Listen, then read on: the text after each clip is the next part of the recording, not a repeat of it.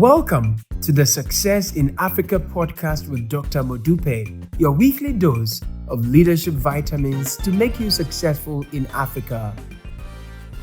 Hello and welcome to the Success in Africa podcast, episode 52. My name is Dr. Modupe Taylor Pierce, and I am a scholar and practitioner of leadership and organizational development. Simply put, I study what makes people successful. I have been studying this for 3 decades with a particular focus on people in Africa. And in this podcast, I will share stories, lessons, and insights about people having success in Africa. Why this podcast? Because I am sick and tired of Africa being the poorest continent in the world. We are blessed with the greatest resource, young people. Africa will soon have the largest number of working age people in the world. And when these people achieve success, watch out. Africa's wealth will be unparalleled. Why? Because I don't know of too many Africans whose goal in life it is to die poor. You see, success in life is simply the achievement of a predetermined goal, whether that goal is owning a house and a car, or creating employment for 1,000 people, or transforming your community into a high-income community. This podcast has been created to help you to achieve it. So, if you are serious about achieving success in Africa, I want you to subscribe to this channel. If you like this video after you've watched it, please click the like button. This episode is brought to you courtesy of BCA Leadership, the largest leadership enhancement company in Africa. If you have questions that you want me to answer after watching this video, log on to BCA Online, the link is on the screen, and post your questions there. That is where I will respond to your questions. Today we're going to be learning about the importance of adding value. Adding value basically means making something more valuable than it is when you receive it. There are lots of ways to add value to a product or a service. You can add value to a product or service by simply changing its location. For example, a pound of fresh fish may be of more value in Tamale in Ghana than in Accra in Ghana, because Accra is a coastal town where there are lots of fresh fish available, and Tamale is hundreds of miles from any coast, and fish is more scarce there. For this reason, the value of fish in Tamale is higher than the value of fish in Accra. So therefore, by transporting fish from Accra to Tamale, you have added value to it. You can also add value to a product or service by making it easier to use. For example, in Kenya, M-Pesa adds value to cash by making cash easier to use.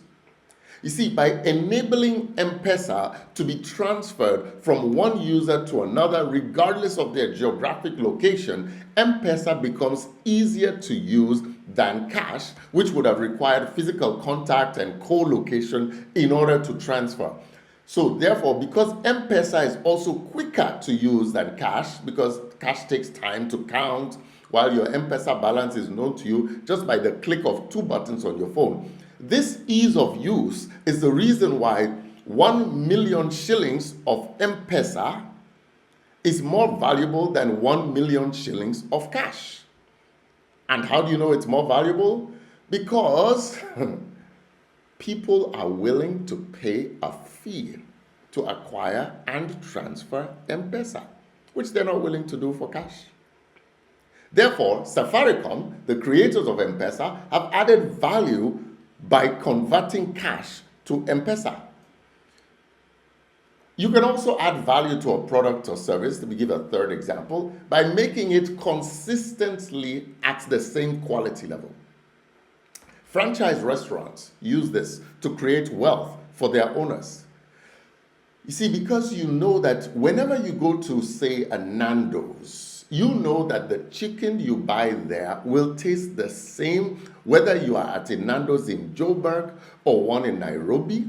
That makes the Nando's peri peri chicken more valuable to you and you are more likely to go to Nando's than another restaurant that either doesn't have the same consistency in quality, or frankly, that you don't know has any consistent quality. Therefore, you place greater value in Nando's. That's why you go there more often, because of the consistency, the dependability. This consistency of quality of product or service is closely linked to what people call brand value, because a brand is a promise, and a great brand is a promise kept consistently. To illustrate one of the ways of adding value, we're going to explore the journey of a successful Tanzanian entrepreneur. Her name is Jennifer Bash, and she's the founder of Alaska Tanzania. Alaska Tanzania is the leading distributor of maize, rice, edible oils, spices, cashews, and coffee in Tanzania. The company itself does not do a whole lot of planting or harvesting. It specializes in adding value to local products in Tanzania by properly packaging, branding, and exerting quality control on the products. Through this strategy, Jennifer Bash, the founder of Alaska Tanzania, has built a highly successful company. Of course, the journey did not start off easy for her. Jennifer started her business as a chicken production business, raising broiler chickens in Dar es Salaam. However, she ran into a challenge early, discovering that what she was producing was not what the customers wanted. You see, she was producing fresh chicken, and her customers, the supermarkets, wanted frozen chicken. Due to the unreliable power supply, she could not afford to maintain refrigerated rooms to handle this requirement. So what did she do? She turned to layer chickens, because eggs at least don't require such intense refrigeration. Eventually, she was able to supply successfully several supermarkets with eggs on a regular basis. Wonderful. Except her challenges were not over. In 2008, she left for the United States to pursue further studies and entrusted the business to someone that she thought would be a capable manager. She was wrong. She was wrong about the manager's capability and the manager's honesty. The manager proceeded to run a side business that competed with Jennifer's business that she had left in his hands. He was raising chickens for himself and stealing input supplies from Jennifer's business. This resulted in him not being able to supply Jennifer's customers regularly at the quality level they were accustomed to, and the customers stopped ordering. She returned to Tanzania to find her business on its knees. Luckily for her, a family friend who lived in Alaska and was a successful entrepreneur there happened to be in Tanzania looking for investment opportunities.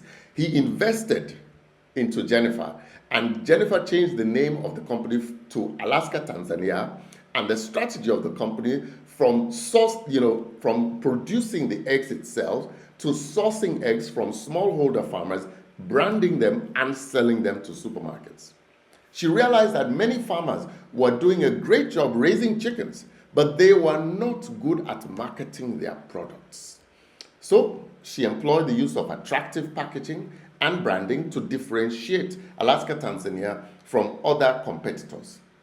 She also worked with her regular suppliers to ensure that they were using consistent feeds for their chickens so that the quality of the eggs and the color of the yolk was consistent and yellow, which is what the markets desired and rewarded with higher prices. She also invested in tracing systems to ensure that the products that Alaska Tanzania sold could be traced to their supplier and to the batch that was produced, which built increased customer confidence in her brand. After her experience with the manager who had almost destroyed her business, she was very wary of delegating. But eventually, as the volume of the business grew larger, as the business became more mature, Jennifer learned to slowly delegate parts of her business to her employees. The company then expanded its range of products, from poultry to rice, and then maize flour, and then sunflower oil. This diversification, though, I must say, did not all come at once. Jennifer was very careful to ensure that she only diversified when she was confident that she had a good hold on the supply chain and the quality control that would be necessary to ensure that her customers, who were used to consistent quality with her poultry products under the brand Alaska Tanzania, would have their expectations met when they tried her other products under the same brand. This was key to her growth. To help her maintain quality, Jennifer also adopted a strategy of working with groups of farmers rather than just individual farmers. You see, this strategy helps Alaska Tanzania to hold groups of farmers more accountable to producing consistent quality because they can help each other to hold the line on quality. This is a similar principle that is used by microfinance institutions. As a result of all of this, today, Alaska Tanzania is a trusted brand, not only by consumers, but also by banks and farmers. Imagine that. The banks are now more willing to give loans to farmer groups when they are certified as suppliers to Alaska Tanzania, because the banks are confident that the farmers have a guaranteed market for their products. And therefore, they are more willing to provide capital to these farmers. The farmers, of course, are also more keen to do business with Alaska Tanzania because they benefit from a guaranteed market as well as information and expertise to ensure that they produce consistent quality. A very symbiotic relationship. Even the supermarkets now seek out Alaska Tanzania whenever they're opening new stores because the brand is now recognized and valued by consumers who want it. All of this because Jennifer Bash recognized the importance of creating value. What can we learn from the journey of Jennifer Bash? Let me highlight 3 lessons. Lesson number 1, your presence matters in the early years.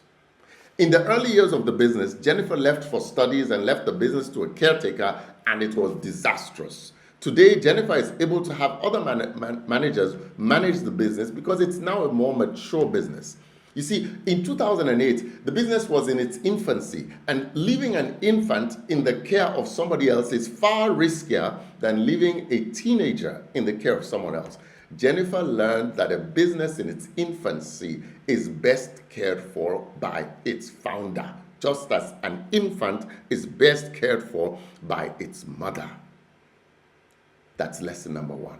Your presence matters in the early years. Lesson number 2, know your customers and their needs very, very well. Jennifer learned this when she started producing chicken and learned later that the customers wanted chicken, yes, but they wanted it frozen, not fresh. Big difference in the minds of the customer, and not knowing it cost Jennifer money because she had to pivot. She got stuck with fresh chicken. Now, when she diversifies to a new product, she takes the time to know the details of what the customer wants, how they want it, and what they're willing to pay for it. Let me say this again. You have to know what the customer wants, how they want it, and what they're willing to pay for it. Know your customers and their needs very, very well. The detail matters. That's lesson number 2. Lesson number 3, consistency is a value. You see, by being consistent with her packaging, her branding, quality control, treatment of her partners and employees, Jennifer has built a brand that is now extremely valuable. Consistency matters. Consistency is a value. So these are the 3 lessons. Number 1, a business in its infancy needs its founder to be present. Number 2, know your customers and their needs well. And number 3, consistency is a value. We're now at the end of today's podcast. Today's episode, again, brought to you by BCA Leadership. I do hope that you have learned a bit more about becoming a successful entrepreneur in Africa. Thank you so much for listening or watching. Don't forget to subscribe to this channel and like the video. Tell your friends about it, because together we can transform our beloved continent. Let me take this opportunity to wish you a wonderful Christmas holiday from right here in Africa. I'll see you next week.